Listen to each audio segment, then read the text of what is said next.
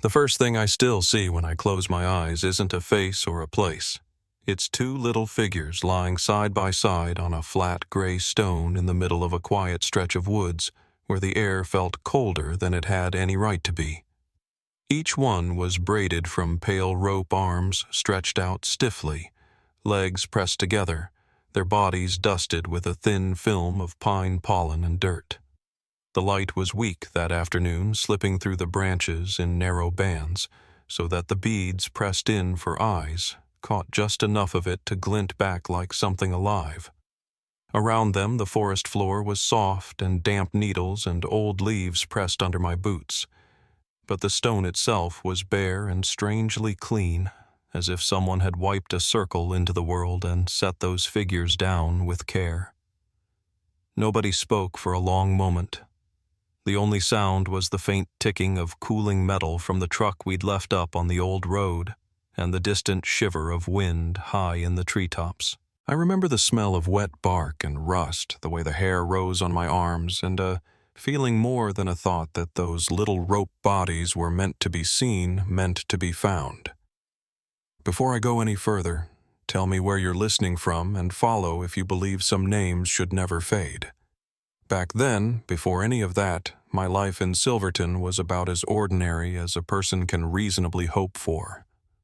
I'd spend my mornings in a low brick school building that always smelled faintly of pencil shavings and old coffee sitting under humming fluorescent lights, while teenagers shuffled in and out of my office with college brochures in their hands and a dozen kinds of worry in their eyes. Outside, you could usually hear the steady hiss of traffic on the two-lane highway that cuts along the edge of town, mixed with the low rumble of logging trucks climbing toward the timber camps in the hills. In the afternoons, when the weather was clear, I drove home along the river windows, cracked just enough to let in the scent of cold water and cottonwood fluff, watching the light slide down the ridges until the pines turned almost black against the sky. Nothing in that rhythm felt remarkable to me. It was a life built on small, repeated sounds, gravel under tires, screen doors snapping shut, the distant bark of a dog somewhere down the block. Silverton itself isn't much to look at from the highway. A single gas station with sun-faded signs. A diner with a neon coffee cup that buzzes faintly when the nights get humid. A row of old houses with peeling paint and deep porches where folks sit with their feet propped up on summer nights listening to the locusts grind away in the trees. But if you live here long enough, you start to notice the way the air changes with the seasons. In June, especially, there's a sweetness to it. Cut grass, hot dust, and the faint resinous tang from the pines that drift down off the hills when the afternoon gets warm. That was the air we were breathing the week Rachel and Jamie came through, laughing about how flat everything felt after the long drive up from the city. I'd known those girls since they were born. When Rachel was little, she used to run around my mother's backyard with pine cones clutched in both hands, insisting they were mountain treasures. By the time she hit college, she'd traded those for proper maps and a compass she kept clipped to her pack. Jamie was the quieter one, soft-voiced, more likely to be curled up with a sketchbook than scrambling over rocks, but she followed her big sister into the tree line more often than not. When they were together, they had that easy, practiced rhythm. Siblings sometimes get Rachel walking a little ahead. Shoulders squared, Jamie half a step behind, talking with her hands and pushing hair back from her face when the wind picked up. I can still hear their footsteps on Linda's wooden porch that last week, quick and light, the boards creaking beneath them as they came in out of the early summer heat and the smell of hot asphalt from the street. Linda's house sits at the very edge of town where the pavement gives way to gravel and then to a narrow strip of dirt road that runs straight into the woods. If you stand on her front steps in June, you can hear the distant rush of the river, and just under it, the murmur of traffic turning off toward the campground up in the hills. Inside, the air always carries a hint of lemon cleaner and whatever's simmering on the stove, though there are deeper layers, if you know them. Old paper from the stack of medical journals she drags home from work. dryer sheets from the laundry room, and that faint, comforting trace of her perfume that lingers on the backs of chairs. That evening she'd made a simple pasta bake for the girls, and the smell of garlic and baked cheese drifted into the small living room as we sat with the windows open to let in the breeze. Rachel spread a topo map across Linda's kitchen table, pressing down the edges with the salt and pepper shakers, a coffee mug, anything that would keep it from rolling back up. The paper made a dry, rasping sound every time she traced the route with her finger, following the marked trail along the ridge and down toward a high lake. Jamie leaned against the counter, chewing on the edge of a pen, bare feet hooked around the rung of a bar stool. Her toenails painted a chipped bright blue. From my chair near the window, I watched the last of the daylight slide across the backyard, turning the tops of the grass a washed-out gold, and listened to Rachel's voice as she described the hike. She said it was moderate, but long, the kind of route that made your legs ache in a good way by the end of the first day. 3 days out, 3 nights back to the car by Tuesday afternoon. They'd driven up from the city that morning, the car still ticking and warm in the driveway when I arrived. I remember the smell of hot brakes and the faint, plasticky odor of energy bar wrappers when they opened the trunk to show me their gear. 2 packs lean organized, nothing extra. A shared tent stove, first aid kit, bear spray, all of it laid out on Linda's front walk in a neat row. Rachel ran a hand over her pack straps, checking the stitching with a small frown of concentration, her nails short and clean. Jamie knelt by the tent bag, fingers brushing the coarse nylon, and grinned up at me, saying something about how she still hadn't forgiven the last storm that tore through one of their older tents. The sun was high then, bright enough to throw hard shadows on the concrete, and the heat rising off the street made the air above the asphalt shimmer. As ordinary as it all was, I do remember one small thing that didn't quite fit, though. It didn't strike me until much later. While we were eating with the clink of forks and the distant sound of a lawnmower humming from down the street, Linda's eyes kept drifting to the cordless phone sitting on its base near the refrigerator. She'd look at it for just a heartbeat too long before turning back to the conversation, as if she was thinking ahead to the calls that would come over the next few days, the check-ins, the "we made camp" messages, the little reassurances that settle a parent's mind when their child heads into the backcountry. At the time, I thought it was just habit. She'd gotten used to juggling doctor's offices and patients all day, living by the ring of a phone. Only later would I recognize the way her fingers tightened around her water glass whenever it rang that weak, sharp, and expectant, even if it was only a telemarketer on the line. The day before they left, I met them up near the campground, where the pavement ends at a broad, dusty parking area lined with tall lodgepole pines. The air up there felt different, thinner, cooler, with a clean, resinous smell that cut straight through the lingering heat from the valley. You could hear the slap of car doors closing, the low murmur of families unpacking coolers, a dog barking impatiently at the edge of the lake. Rachel signed them into the trail register at the little wooden kiosk, her handwriting neat and small as she wrote out their names, the dates 3 days in and 3 days out. Jamie stood beside her, shifting her weight from foot to foot, her pack resting against her knees, the nylon creaking softly as it settled. I leaned on the hood of my truck, feeling the warmth of the metal under my palms, and watched them step into the shade of the trees, the light on their shoulders breaking into fractured pieces as they passed under the first row of branches. We talked about the mountains the way locals do, carefully, almost respectfully. Up here, people keep half an eye on the sky without even realizing it. They pay attention to the way the wind moves through the narrow canyons, the way the clouds sit on the peaks or lift off by mid-morning. That week, the forecast called for clear days, cool nights, and just enough breeze to keep the mosquitoes down. Perfect timing, I remember telling them, listening to the steady crunch of gravel under their boots as they did a last little walk around the lot to loosen up their legs. Jamie lifted her face to the air and said she could already smell the high country thin, cold, like the inside of a freezer someone had left open.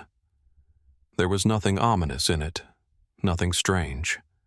just two young women orbiting the edge of a trail they'd planned, carefully moving through sunlight and dust motes. That night, after I got back to my own small rental on the other side of town, I sat out on the tiny back patio with a glass of iced tea, listening to the muffled thrum of a ball game on a neighbor's TV and the low rush of the river in the distance. The air had cooled off enough that I needed a light sweatshirt, and every now and then I could catch the faint scent of someone's charcoal grill still smoldering down the block. I thought about Rachel and Jamie, pictured them sorting gear in Linda's living room, counting out trail mix into plastic bags that crackled under their fingers, arguing gently over whether to pack one extra layer or not. The sky above Silverton was clear stars just starting to come through sharp and white against the darkening blue. It felt in that moment like the beginning of a good stretch of days, the sort of early summer run where nothing much goes wrong. Later that same evening, I stopped by Linda's place one last time. The house was lit up from within warm squares of light glowing against the trees at the end of the road. Inside, the television murmured low from the living room some news anchor talking about weather in places far from ours, while Linda stood at the sink rinsing dishes, the water hissing softly over porcelain. The kitchen smelled faintly of dish soap and the last of the coffee from the pot she'd made after dinner.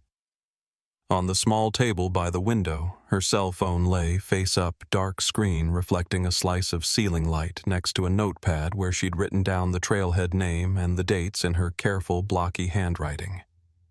She told me, in that steady, practiced voice of hers, that the girls would call the next evening just to let her know they'd made their first camp, and that everything was fine. When I finally stepped back out into the night, the air had grown noticeably cooler, pressing against my face with that thin, high country chill that creeps down into the valley after dark.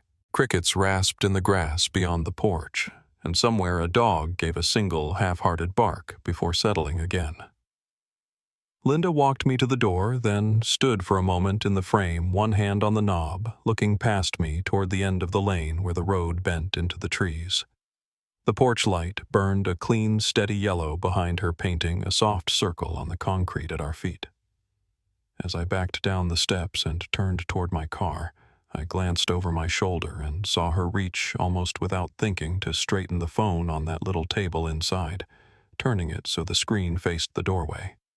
She left the porch light on as I pulled away the beam, stretching out into the gravel dust, and when I checked my mirror at the corner, it was still shining, waiting longer than it really needed to. I remember the moment things shifted, though at the time it didn't feel like a shift at all, just a small inconvenience at the end of a quiet day. The girls were supposed to check in that first evening, a simple "we made camp" call from Rachel, usually delivered with the faint hum of wind or running water behind her voice. When the hour passed, none of us thought much of it. Service gets patchy just 30 minutes outside Silverton. Once you're deep enough into the trees, those bars on the screen vanish like they were never there. Still, when I stopped by Linda's house after dinner, the air in her kitchen felt a little tighter than usual. She kept glancing at the phone on the counter, tapping one finger lightly against the edge of it, a soft, rhythmic sound that blended with the tick of the wall clock. The sun was already slipping behind the ridge, staining the sky a burnt orange, and the windows reflected that color back at us as we sat waiting for a ring that didn't come. We tried to keep things light. I cracked a small joke about their old camping stove and how it probably needed coaxing to start. Linda smiled, but it wasn't the easy smile she usually gave. Her eyes stayed unfocused, fixed somewhere past my shoulder, as if she was listening for something far away. When the clock slid past 9, she picked up the phone, set it back down, then wiped her palms on her jeans. I told her that it was probably nothing but bad coverage, and I believed that, then honestly I did. The mountains swallow sound, swallow signal, swallow nearly anything you expect to behave in a predictable way, but even as I said it, there was a faint tremor in my chest, a recognition I didn't want to name. The next morning, when the girls still hadn't checked in, that tremor returned. I called Linda just after sunrise, the sky outside a pale, silver-blue, cool air spilling in through my kitchen window. She answered on the first ring. Her voice was tight, thinner than usual, like she hadn't slept. She asked if I could come by. No explanation, but she didn't need one. I pulled on a flannel shirt, left my coffee half-made on the counter, and drove across town with the windows cracked just enough to let the cold air sting my cheeks. The streets were empty except for the early joggers who always beat the sun, their shoes whispering against the pavement.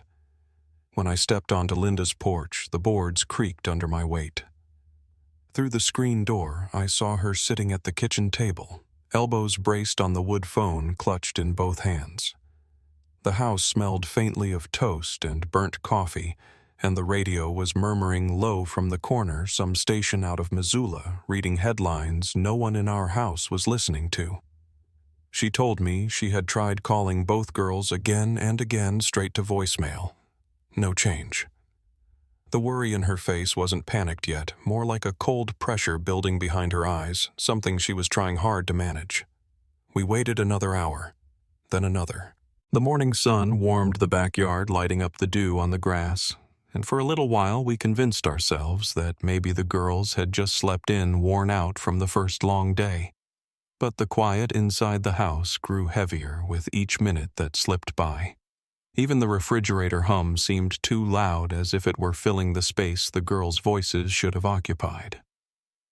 Around mid-morning, I found myself pacing near the window, staring out at the gravel road and listening for the crunch of approaching tires.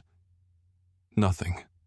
Just the faint rustle of aspen leaves and the ticking of Linda's cooling oven from breakfast. By late morning, Linda said she couldn't stand waiting anymore. Her hands were trembling slightly as she reached for the phone, and she had to take a breath before dialing the number for the sheriff's office. I stood beside her as she explained the situation to the dispatcher, her voice steady at first, then wavering when she said the girls always call. Always. She wasn't one to use that word lightly. When she finally set the receiver down, she kept her hand on it for a moment, fingertips pressed to the smooth plastic as if she could pull an answer from it by touch alone. Deputy Carl Hensley was the first to respond. I heard his cruiser before I saw it, the low, throaty hum of an engine built for backroads rolling down the lane. When he stepped out, the dust from the tires drifted around his boots, catching the sunlight in a pale, swirling cloud. He walked up the steps slow, his hat tucked under his arm, the morning breeze lifting a few strands of hair from his forehead. His face held that practiced, calm law enforcement officers carry, the kind meant to reassure. But even from where I stood, I saw a flicker of something else, a quick narrowing of his eyes when Linda described the missed calls and the silence that followed. Carl asked a string of routine questions when they left, what gear they had, what trail they planned to take. Linda answered carefully, her hands clasped tight in her lap. I filled in details when she faltered. The deputy nodded, rubbing his thumb along the brim of his hat. His boots made a soft thud on the porch boards as he shifted his weight, the wood giving a tired groan beneath him. After a moment, he said he'd head up to the trailhead to check the car, maybe talk to the campground staff. Probably just a coverage issue, he added, but his tone wasn't quite as confident as the words suggested. Then he gave Linda a small nod, tucked his hat back on, and walked down the steps with long, deliberate strides. We followed him in our separate vehicles, the drive up the mountain feeling longer than it ever had. The air thinned as we climbed, and the sunlight flashed through the pines in quick strobe-like bursts. The sound of gravel pinging under my tires echoed sharply in the tight curves of the road. By the time we reached the campground, the morning had warmed enough to bring out the scent of sap from the sunlit logs, and a light wind carried the sharp mineral smell from the lake. Families in bright jackets were unpacking kayaks, their laughter drifting through the woods. A strange contrast to the knot tightening in my stomach.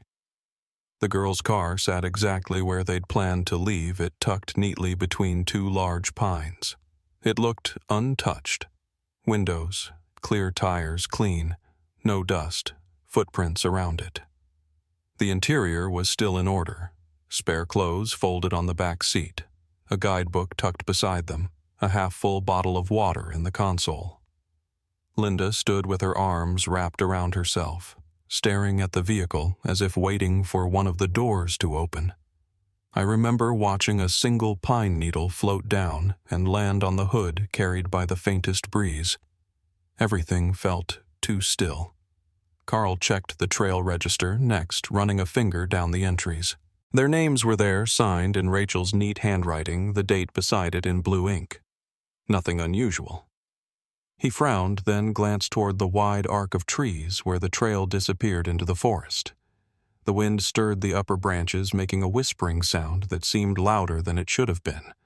A few hikers wandered past, adjusting their packs or tightening their boot laces. Carl stopped one older couple, asking if they'd seen two young women on the trail the day before. They shook their heads. Another man, heading back to his truck, paused to say he thought he'd heard someone moving along the path late the previous evening, but wasn't sure. His voice had that uncertain edge people get when they want to be helpful but don't fully trust their memory. Linda thanked him softly anyway, her voice barely audible over the distant roll of lake water against the rocks. While Carl continued asking questions, I stepped closer to the trailhead. The entrance was a narrow cut between towering pines, the dirt packed firm by years of boots. A few birds flashed through the branches above, sending needles raining down in slow, drifting spirals. I stood there listening, really listening, and for a moment all I heard was the faint hum of insects and the creak of tree trunks shifting in the breeze. No distant voices, no footfalls. Just the hush of a forest carrying on with its own business, indifferent to who walked into it or who failed to walk out. By early afternoon, whatever hope we'd held on to had thinned to almost nothing. Carl wiped a bead of sweat from his forehead, his expression growing more serious with each passing minute. Linda sat on a picnic bench, elbows on her knees, her hands clasped so tightly the knuckles whitened. She kept staring toward the trail, as though the trees might suddenly part, and the girls would come jogging out, smiling and apologizing for all the trouble. But nothing moved except the shifting of sunlight on the ground and the occasional flicker of a shadow from a bird overhead. Carl finally stepped back from the car, his boots crunching on the gravel. He looked at me, then at Linda, then toward the trail one more time. The air had grown hotter, thick with the scent of warmed pine bark and dust. A single cloud drifted over the sun, dimming the light just enough to cast everything in a muted grayish tone. Then he spoke quietly, saying he needed to call the sheriff and report what he was seeing. An empty trail, a silent phone, a vehicle left untouched. Linda lifted her head slowly, eyes glassy, as if the words took a moment to settle. A gust of wind came down the slope and lifted a strand of her hair, brushing it across her cheek. She didn't move it away. She just stared at Carl, breathing shallowly, waiting for whatever came next. As he walked back to his cruiser, the radio on his shoulder crackled faintly, a thin metallic whisper carried on the warm air. The sun broke through the cloud again, lighting the dust particles drifting between us like suspended sparks. I stood there with my hands on my hips, feeling the weight of the moment press down on me. The day was still bright, still ordinary for anyone passing through, but to us it felt suddenly hollow and wrong, as if some unseen line had been crossed without a sound. Carl opened the cruiser door, then paused with one hand on the roof, staring at the woods for a long second. The hillside beyond the trail was quiet. Too quiet, the tree line darkening as the light shifted. When he finally lowered himself into the driver's seat, that small motion, the dip of the car, the soft click of the door closing was enough to make my heart sink. Because I knew even before he made the call that whatever this was, it wasn't simply late hikers or poor reception. Something had slipped out of place quietly but unmistakably.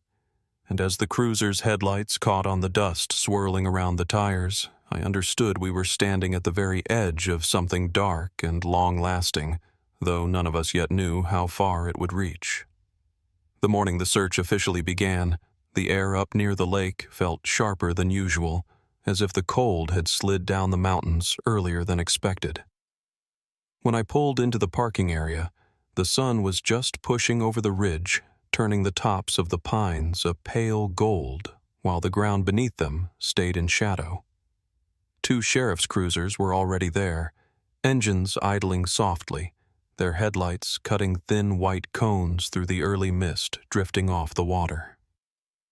Deputy Carl Hensley stood by the hood of his vehicle with a clipboard under one arm, talking quietly to another deputy who kept rubbing his hands together for warmth. That subtle tension in their movements, shoulders tight, breaths short, told me more than any official briefing could. Whatever this was, it had stepped beyond a worried mother and two late hikers. It had become something larger, something the county now had to name and respond to. Linda was already there, sitting on a low rock near the trailhead, arms wrapped tightly around herself despite the rising temperature. She looked up when I approached, her eyes rimmed red, but her expression set, as if she'd tucked her fear into some deep, private place so she could face what came next. The air smelled of damp earth and old pine needles, the kind that softens underfoot after a cool night.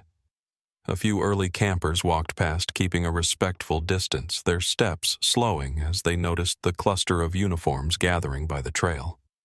Word travels fast in a mountain town, especially when something doesn't sit right. By mid-morning, a forest ranger team had arrived, 2 trucks loaded with equipment maps and the orange vests they keep for volunteers. A search and rescue dog, a sandy-colored shepherd with a calm, alert face, stepped out of the back of one truck and shook itself, sending a light spray of dust into the air. The handler clipped on a harness, speaking to the dog in a low, steady voice as he adjusted the straps. Even the sound of it, the click of the metal rings, the soft scuff of boots on gravel seemed louder in that hush, as though the forest itself was listening. Carl spread a large map across the hood of his cruiser, smoothing out the corners with the flat of his hand. I stood a little ways off, watching the reflections of the trees ripple across the glossy surface as the breeze shifted. The plan was straightforward. Start with the Chamberlain Trail, split into small teams, sweep the first several miles, check the areas around Hope Lake, and mark anything out of place. The simplicity of it made sense on paper, but in my gut I felt the weight of something harder, a truth we all sensed but weren't ready to say aloud. Once a person steps into those woods, especially 2 young women with no reason to leave their planned route, there should be some trace. A footprint, a broken branch, a wrapper caught under a root. Something. I joined a team of volunteers who had shown up with day packs and radios, most of them locals who knew the hills like the lines on their palms. We moved into the trees with careful steps, the ground springy beneath us. The morning light filtered through the canopy in thin, cool ribbons, lighting patches of ground that looked untouched. Not undisturbed, untouched. As though no one had walked that way in a long while. A chill ran through me each time we paused to listen, hoping for something as simple as distant voices or the clatter of a loose rock. But it was always the same. A long, unbroken hush punctuated only by the occasional call of a jay or the rustle of branches lifting in the wind. The trail itself showed nothing unusual. No sign that the girls had turned back, no dropped gear, no scramble marks on the slopes where hikers sometimes lose their footing. The dog caught a faint scent at one point near a rocky stretch along the river. We stood still as the handler let him work a tense few minutes where every breath felt too loud. But the trail drifted off into the boulders and vanished, swallowed by the stone in a way that made no sense.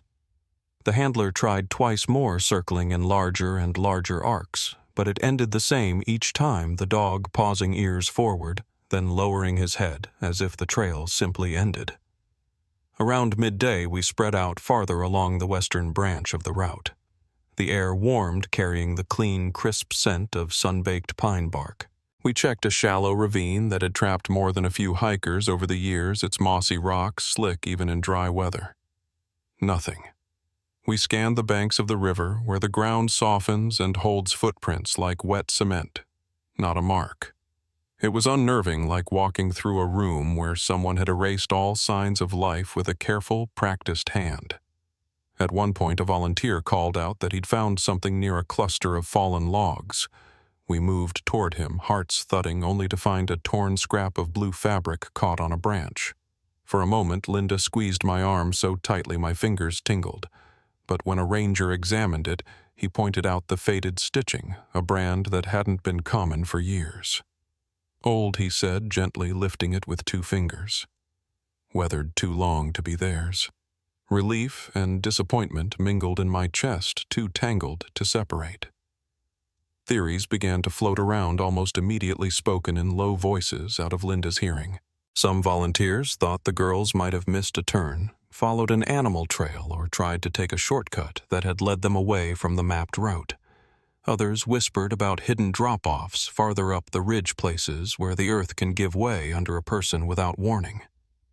A few mentioned wildlife, cougars, bears, but with nothing disturbed, nothing broken. Those ideas felt more like placeholders than conviction. Back in Silverton, you could feel the story spreading through the town like fog rolling in off the river. At the diner that evening, heads bent close over coffee cups, voices hushed.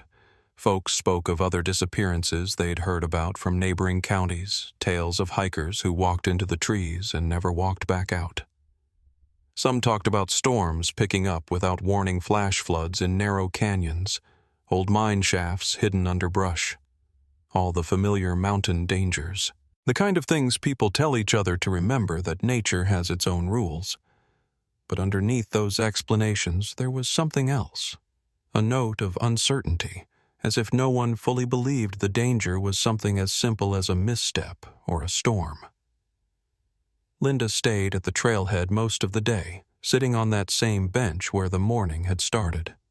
Her hands stayed clasped in her lap, her fingers twisting a tissue until it became a soft, worn thread. From time to time, she'd look up as teams returned from different stretches of the trail, her eyes searching each face for a hint of news. I would sit beside her when our own team came back to regroup, the 2 of us quietly watching the forest line. The air felt different every time we paused, cooler than it should have been in places, still even when the treetops moved. I told myself it was just the changing elevation or the shape of the valley catching the wind. But I didn't quite believe it. Late that afternoon, we pushed into a side canyon where the light grew thin and the ground dampened underfoot. A narrow stream trickled over stones, the water cold enough to sting when I dipped my hand in to steady myself. One of the rangers knelt to examine a set of impressions in the mud, a moment of held breath for all of us. But they turned out to belong to a pair of deer, their tracks delicate and wandering. We fanned out again, the canyon walls rising on either side, making every footstep echo faintly. The shadows in there felt thicker, pooling between the rocks in a way that made it hard to tell how deep they were. When the radio crackled to call us back, I felt a strange sense of relief, as if the canyon was a place we weren't meant to linger. By the time we returned to the trailhead, the light had shifted into that late afternoon glow that paints everything a soft amber. Maps were spread across the hoods of trucks, dotted with circles and lines marking where each team had searched. The rangers compared notes, their voices steady but strained. Carl stood with his arms folded, his eyes scanning the tree line as if trying to will something to appear. You could sense the weight settling onto his shoulders, the realization that the easy explanations had evaporated. When he walked over to Linda, I stayed close, though far enough back to give her a little space. He spoke quietly, kneeling slightly to meet her gaze. I saw her nod slowly, her hands trembling just enough to shake the tissue between her fingers. The air around us felt heavier as the sun dipped closer to the ridge. Even the birds seemed to have gone quiet, leaving only the faint hum of insects and the low murmur of engines cooling in the lot. As the teams packed up to plan their next sweep, I stepped a little away from the crowd, needing space to breathe. The pine scent was strong there, sharp in the cooling air. A few dust motes drifted through a beam of late light, catching on the wind like tiny sparks. My boots scuffed softly against the gravel as I turned back toward the group. That's when I noticed Carl standing apart from the others, holding something small between his fingers. He wasn't showing it around, just studying it in the fading light, his brow furrowed. The object was tiny, maybe a scrap of thread, maybe something else entirely. But the way he held it, the stillness of his posture made something cold settle low in my stomach.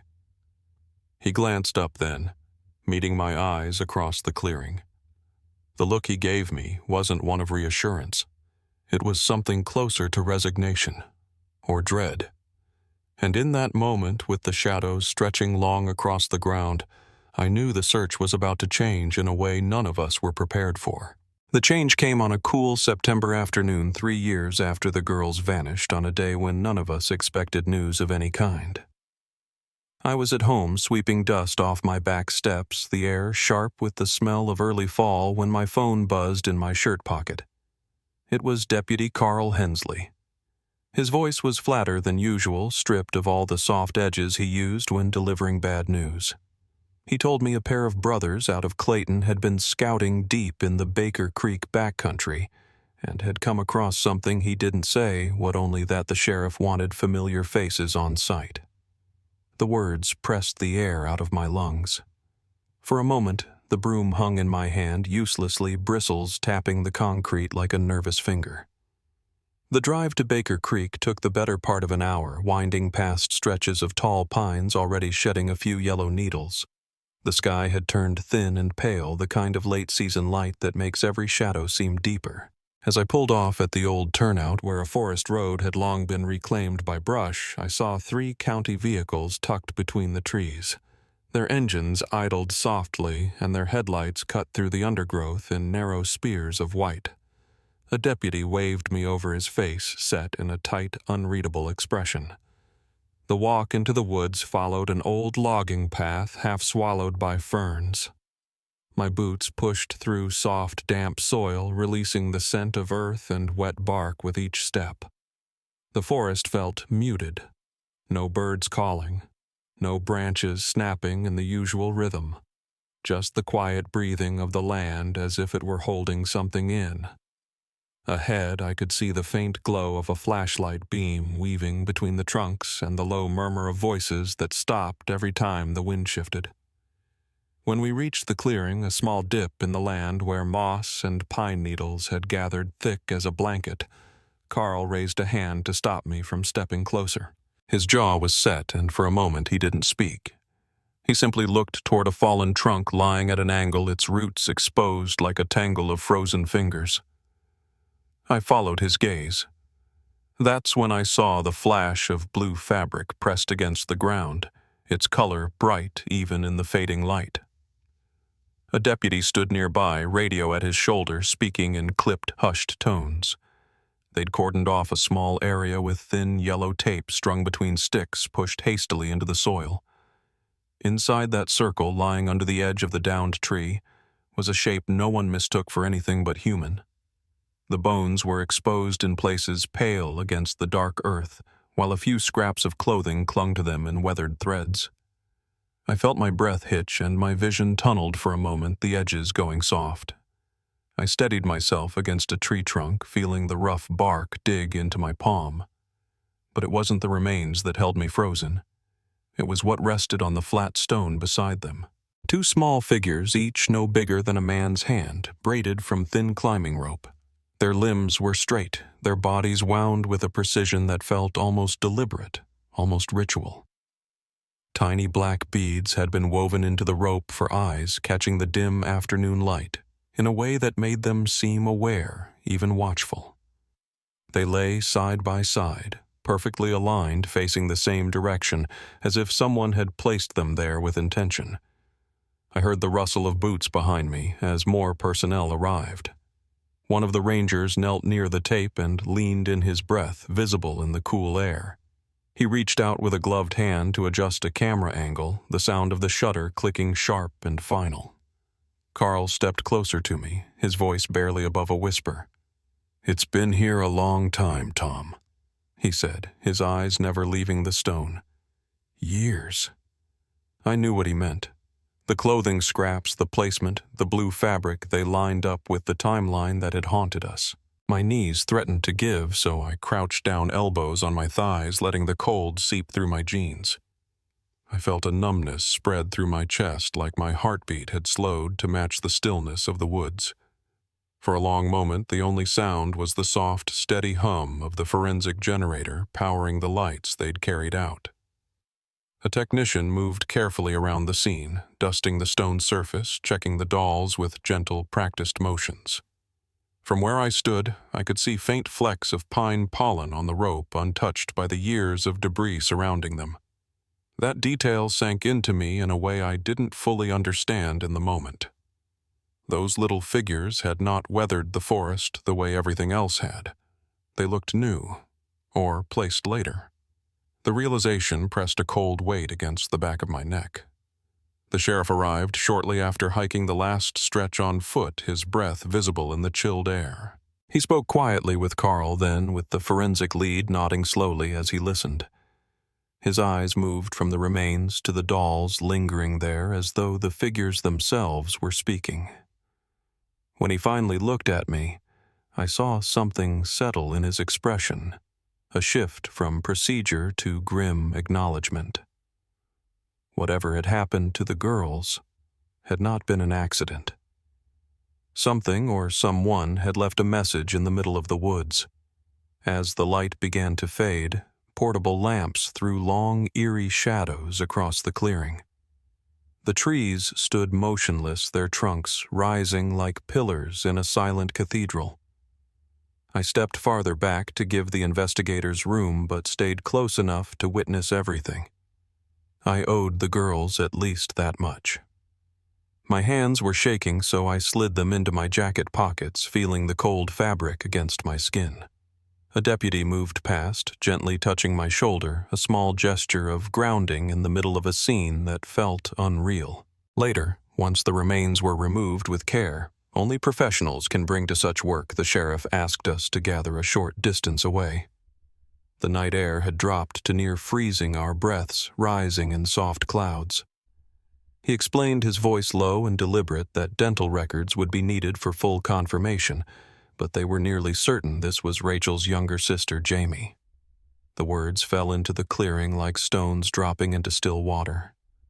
Linda wasn't there. She had stayed home earlier that day, and I felt a twist of dread knowing what news would arrive at her doorstep before sunrise. In the same breath, the sheriff told us something else. A few miles from where we stood, tucked along the edge of an old, disused talc quarry. Investigators had found other signs, footprints that didn't match any searcher's boots. Discarded food wrappers with expiration dates far too recent, and a piece of equipment that looked like it had been handled days, not years earlier. It was enough to suggest that the place hadn't been as abandoned as locals believed, and that someone familiar with those woods had moved through them long after the girls disappeared.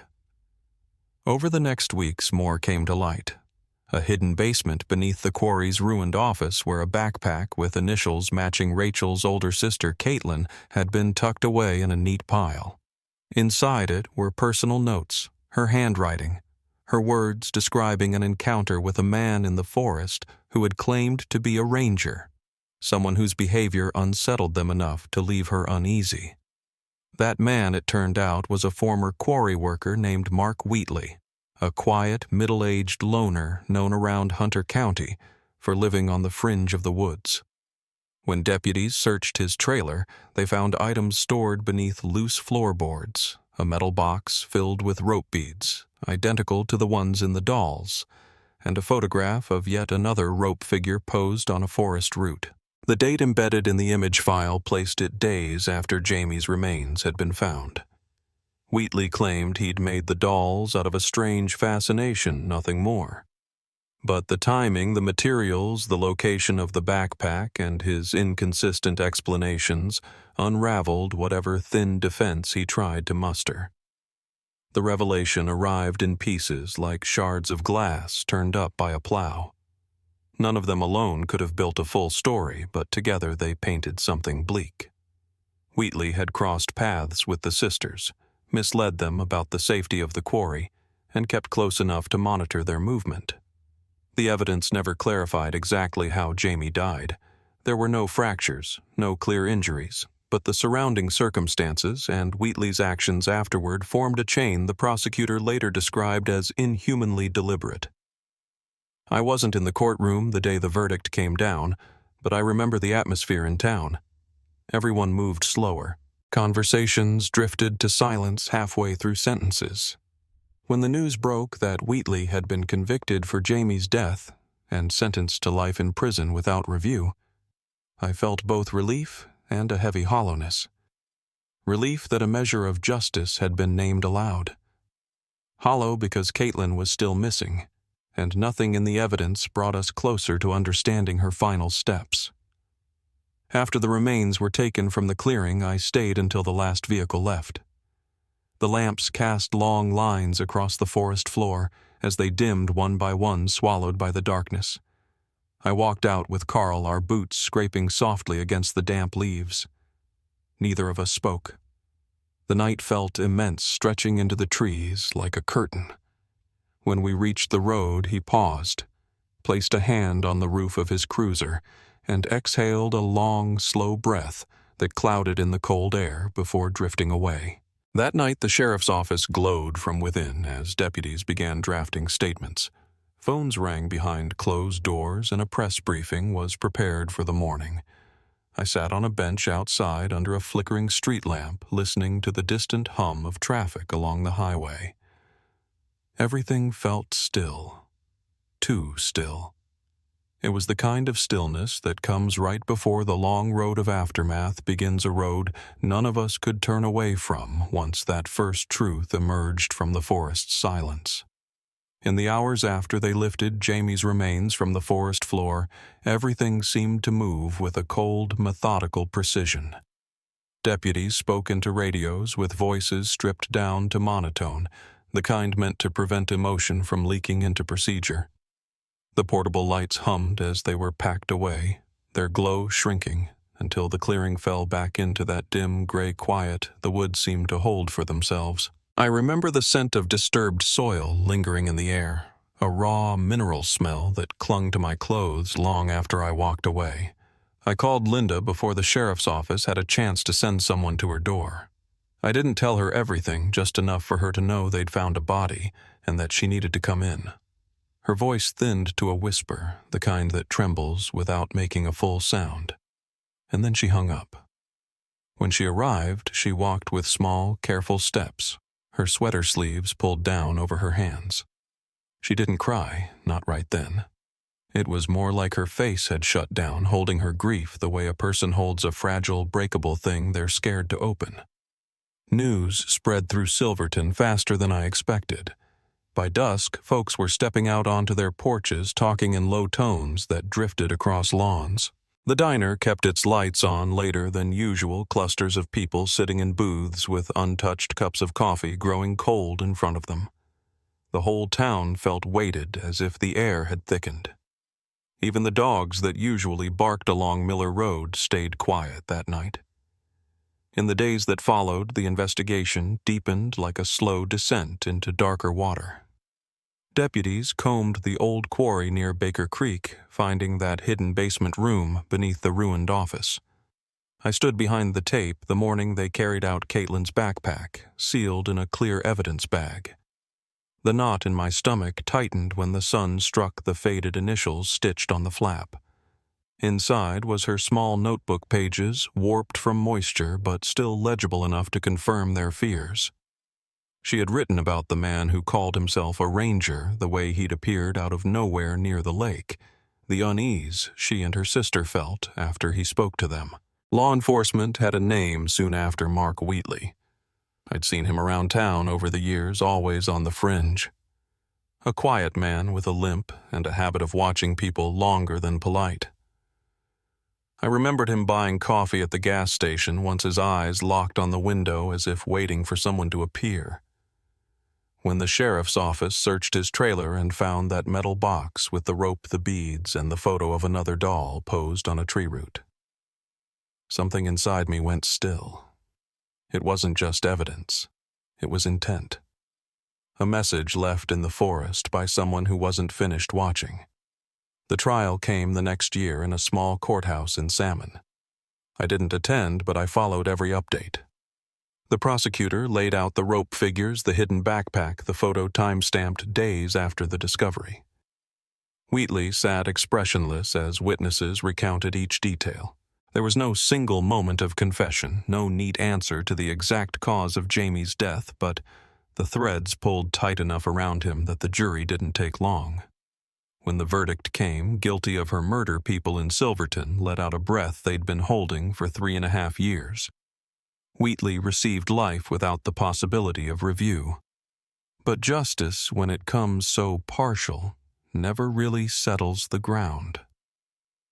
The weight of Caitlin's absence hung over us all, with every piece of evidence pointing toward Wheatley's involvement, and yet no body, no final trace.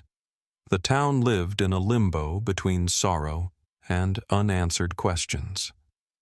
Some nights when the wind pushed down from the high ridge just right, it carried a sound through the pines that reminded me of footsteps crunching on old leaves. There was nothing supernatural about it, just memory stitching itself into the land, but it made me stop what I was doing every time. Linda changed in quiet ways after that. She kept her curtains closed more often. She spoke softer, moved slower. She set 2 candles on her mantel, one for each daughter, and lit them on cool evenings, the flame flickering against framed photographs gone slightly yellow at the edges. I visited her often, sitting at her kitchen table, where the clock ticked a little too loudly. We'd drink tea neither of us tasted and talk about ordinary things, weather patterns, school events, the early snowpack. The important things stayed unspoken. You can only pick at an open wound for so long before all you can do is sit beside the person carrying it.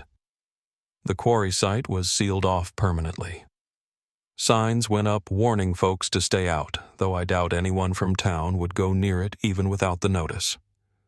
The forest around Baker Creek changed too. Hunters began steering clear of that stretch, saying the place felt wrong. Not haunted, just wrong, the way a house feels after a long illness has passed through it. People don't articulate it clearly, but they speak with their feet, choosing different trails, different ridges. As for me, there are parts of those years that surface at unexpected times, walking through the school hallway when sunlight slants in at just the right angle, or hearing the hollow knock of my boots on a wooden porch. The smell of autumn rain on dry pine needles still pulls that clearing into my mind, the downed tree, the blue cloth, the rope figures resting on the stone like small, deliberate echoes left behind by a hand I never saw. When I think back on the girls, I try not to picture how their story ended. I think instead of the morning at the trailhead, June light coming through the branches in thin bands, Rachel tightening the straps on her pack, Jamie shielding her eyes against the glare off the lake. They moved like people who trusted the mountains, who believed preparation and experience were enough to hold them steady. Nobody prepares for crossing paths with the wrong person in the wrong place. Nobody teaches you how to sense that kind of danger until it has already taken something from you. The years since Wheatley's conviction have brought a kind of heavy peace to Silverton. The type you don't celebrate, but you learn to live alongside. Folks in town remember the girls in small ways, a bench with a plaque along the river trail, a scholarship fund at the high school. When I see their names engraved there, I feel both the weight of what was taken and the quiet insistence that they remain part of the place that raised them.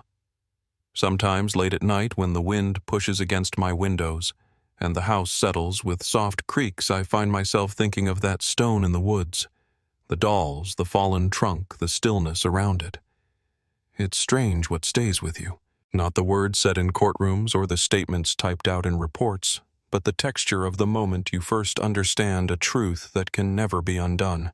For me, it's the way the light hit the rope figures, how their bead eyes caught the last thin sliver of sun before the forest dimmed around them. That image follows me not as fear, but as reminder. Some stories never leave the soil they're rooted in.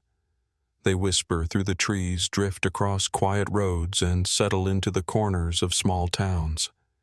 And all we can do, the ones still standing, is keep telling them to make sure they don't fade into the silence that tried to swallow them. If you're still here with me, let me know where you're listening from and follow the channel so these stories are never forgotten.